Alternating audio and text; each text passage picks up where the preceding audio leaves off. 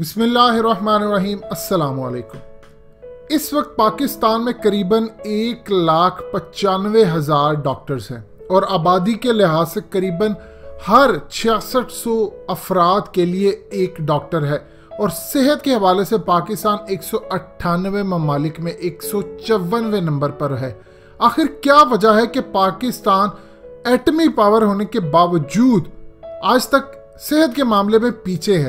मजीद discuss करने से पहले इस वीडियो को लाइक करें, हकीकत टीवी को सब्सक्राइब करें और बेल आइकन पर जरूर क्लिक करें। इसमें दुनिया की खुफिया एजेंसियों का जो खेल है, डॉक्टर्स इसमें किस तरह हमें काटते हैं और फार्मास्यूटिकल कंपनियां किस तरह काम करती हैं, हकीकत टीवी आज मुकम्मल तौर पर इनको बेनकाब करेगा।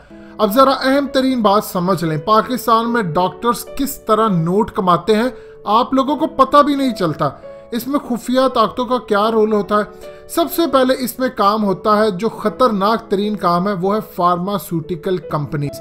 इनके होते हैं दो हिस्से। हम पहले हिस्से पर डिस्कस करते हैं जो लोकल डॉक्टर्स के साथ होता है। ये लोग क्या करते हैं, ये लोग दवाइयाँ बनाते हैं और फिर किसी इलाके में, मिसाल ले लीजिए एक इलाका है जहाँ पर 10 डॉक्टर्स हैं जिनके क्लिनिक्स हैं। ये इन डॉक्टर्स के पास जाते हैं, इनको कहते हैं कि आप हमारी मेडिसिन अपने मरीजों को रिकमेंड करें, मरीजों को ये मेडिसिन आपने देनी है। इसके बदले वो इनको गाड़ियाँ, पैसा, इनकी फैमिली को हर तरह की सहूलियात, बाहर विजिट्स, और जब डॉक्टर राजी होता है तो इस इलाके के मेडिकल स्टोर्स पर जाकर ये दवाइयाँ रख देते हैं कि डॉक्टर से बातचीत हो गई है, अब ये मरीज ये दवाइयाँ लेंगे। इसके अलावा फिर उन दवाइयों के बिकने पर डॉक्टर का कमीशन तय होता है। यह है वो एक तरीका जिससे डॉक्टर आपको लूटता है। इसके बाद जो मरीज आता है, डॉक्टर इसको वो दवाई लिखकर देता है। ये एक नेचुरल सी बात है, हर इंसान अपने करीबी डॉक्टर के पास जाता है और जब वो उसके पास जाता है तो उस इलाके के जितने मेडिकल स्टोर्स होते हैं उन पर पहले ही दवाइयाँ दे दी जाती हैं, इसलिए वही मेडिसिन आपको मिलती है और आप कभी गौर कीजिएगा वो मेडिसिन दूसरी जगहों से कम मिलती है। अब ये है वो एक तरीका का जिससे ये नोट कमाते हैं। अब एक डॉक्टर कैसे नोट कमाता है? सबसे ज्यादा बीमारियां फैलती हैं गंदा पानी होने की वजह से। अगर आज पाकिस्तान का पानी साफ हो जाए, जिसके बारे में साबिक चीफ जस्टिस साकिब निसार ने ये पाकिस्तान की जो मिनरल वाटर्स वाली कंपनी है इनको बहुत अच्छी तरह नंगा किया, बेनकाब किया, इन पर जुर्माने भी लगाए। इनको कहा था कि आप लोग पाकिस्तान के अंदर कसूरवार है। ये लोग क्या करते हैं, ये फार्मास्यूटिकल कंपनीज क्या करती हैं, इलाके में जहां जहां से पानी आता है ये इसके अंदर बीमारियां पैदा करते हैं, इस पानी को गंदा करते हैं। इससे पहले इनको पता होता है इसके बाद रिएक्शन के तौर पर आप बीमार कैसे होंगे, ये पहले उसकी मेडिसिन बनाते हैं और अचानक आप डॉक्टर्स के पास जाते हैं और डॉक्टर से इन्होंने तय किया था और पहले से ही मामला तय होते हैं, फिर इनकी दवाइयाँ बिकती हैं। डॉक्टर अब कैसे पैसा कमाता है? डॉक्टर पैसा कमाता है एम्बुलेंस सर्विस के साथ। उसका मुआहदा होता है कि आपने मरीजों को हम तक भेजना है। एमरजेंसी में जो भी आता है इसका कमीशन तय होता है। इसके बाद लैब वालों के साथ 40 से 60% इनका कमीशन तय होता है। अब होता यूँ है कि लैब वालों के पास डायरेक्टली कोई नहीं जाता। जब आप डॉक्टर से उसकी पर्ची लेकर जाते हैं तो डॉक्टर बताता है कि फलानी जगह आपने जाना है, इसके अंदर जितना भी वो आपसे चार्ज कर रहे होते हैं उससे 40 से 60% उनका तय होता है और 70% आपको डॉक्टर जो टेस्ट देते हैं वो जाली होते हैं, उनका कोई ताल्लुक नहीं होता और ना ही वो ज़रूरी होते हैं। इसका आपकी सेहत पर कोई असर नहीं पड़ता, लेकिन डॉक्टर आपको इतना ज़्यादा डरा देता है कि आपको ये करना पड़ेगा, हो सकता है ये बीमारी निकल आए, हो सकता है ये बीमारी निकल आए। आप अपनी जान बचाने के लिए बड़े से बड़ा ऑपरेशन करवाने को तैयार हो जाते हैं। ये तमाम काम होते हैं और उसके बाद डॉक्टर्स अच्छा खासा नोट कमाता है। अब डॉक्टर्स अस्पतालों में जो काम करते हैं इनको इनके मालिक क्या टास्क देते हैं? इनको टास्क दिए जाते हैं कि फलाने आपने इस महीने के अंदर इतने सी सेक्शन करवाने हैं, इतने एडमिशन करवाने हैं, आपने इस महीने के अंदर इतने ऑपरेशंस करवाने हैं, आपको टास्क दिया गया कि आपने इतने दिन रूम्स लेना है। ये क्या चीज़ होती है इसको समझ लें। मिसाल ले लीजिए आपके पास एक मरीज़ आता है और आप उसको कहते हैं कि तुमने 2 की बजाय 3 दिन लेना। उसको कहते हैं तुम ऑब्जर्वेशन में हो, अभी हम देख रहे हैं, अभी तुमने जाना नहीं। वो हर एक दिन जो आप रहते हैं उसमें वो अस्पताल का मालिक भी पैसे कमाता है और डॉक्टर को फिर उसका कमीशन मिलता है। ये बात आप अच्छी तरह समझिए, डॉक्टर को उसका कमीशन मिलता है। उसके बाद डॉक्टर्स की प्रमोशन होती है और जो नहीं करते फिर उनको निकल जाने की धमकी भी दी जाती है।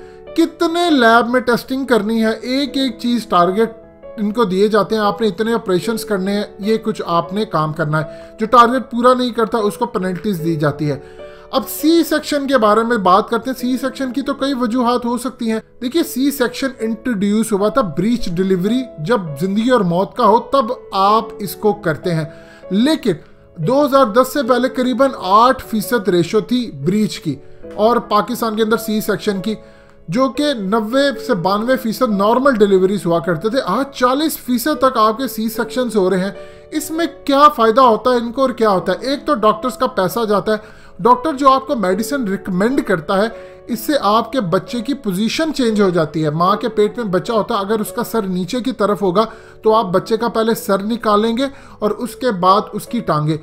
ये होता है तरीका। जो आप दवाइयाँ खाते हैं उससे आपके बच्चे का सर ऊपर चला जाता है और टांगे नीचे। देखिए, जब बच्चे की आप टांगे बाहर निकालते हैं और सर उसका ऊपर होता है, पहले टांगे बाहर आते हैं, तो बच्चे का सांस दब जाने का बहुत ज़्यादा खदशा होता है। अब ब्रीच डिलीवरी और सी सेक्शन जो चीज़ है, इसके अंदर होता ही है कि बच्चा जब पैदा होता है उसके अंदर गुस्सा होता है, उसके अंदर सेंस कम होती है, फीलिंग्स कम होती है। ये वो एक चीज़ है जिसको आहिस्ता आहिस्ता काबू किया जा रहा है और थ्रू फिर मेडिसिन, ताकि बाद में दज्जाल और इल्यूमिनाटी उनकी सेंसलेस सोच की वजह से उनको काबू कर सकें।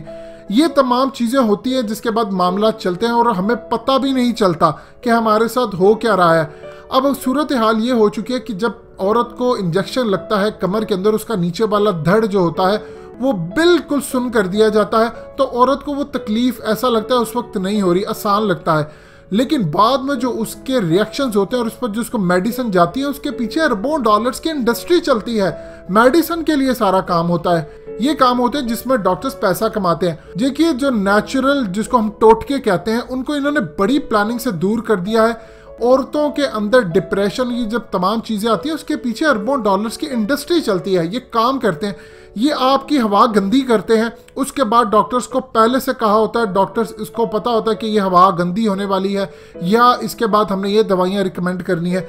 इसके अलावा ये एड्स फैलाते हैं, कैंसर फैलाते हैं। ये नेचुरल जो भी टोटका टाइप जिसको आप बोल सकते हैं, उसकी तरफ लोगों को आने ही नहीं देना चाहते। और एक चीज़ आप याद रखिएगा, आप जब किसी भी डॉक्टर से कोई मेडिसिन लेते हैं तो आपका बुखार अगर ठीक होता है तो उसके बाद एक नई बीमारी आपको आती है, यानी रिएक्शन उसका होता है। एक बीमारी ठीक होती है, उसका दूसरा रिएक्शन आता है, फिर उसकी मेडिसिन भी लेते हैं। यानी आप एक दफ़ा डॉक्टर्स के पास जाते हैं तो फिर आपका आना जाना लगा ही रहता है। ये है वो सारे धंधे जिसमें काम किया जाता है। जब तक इसमें आप डॉक्टर्स को सीधा नहीं करेंगे, इल्यूमिनाटी के करिंदों को नहीं पकड़ेंगे, आपका सेहत का निज़ाम 154वें नंबर से शायद हो सकता है 190 पर भी आ जाए। आपका बेहतर अगर जाना है तो आपको इन चीज़ों पर काबू पाना होगा, वरना कोई बात नहीं। और दूसरा, डॉक्टर्स को ये बात समझानी होगी कि नबी पाक सल्लल्लाहु अलैहि वसल्लम ने फरमाया है, तुम किसी की मदद करो तो अल्लाह तुम्हारी मदद करेगा। दीन की तरफ इनको लाना पड़ेगा, ये है अच्छी चीज़। दोस्तों, हकीकत टीवी को सब्सक्राइब करना मत भूलिए, वीडियो को लाइक करें, शेयर करें और कमेंट सेक्शन में अपनी राय का इजहार ज़रूर करें।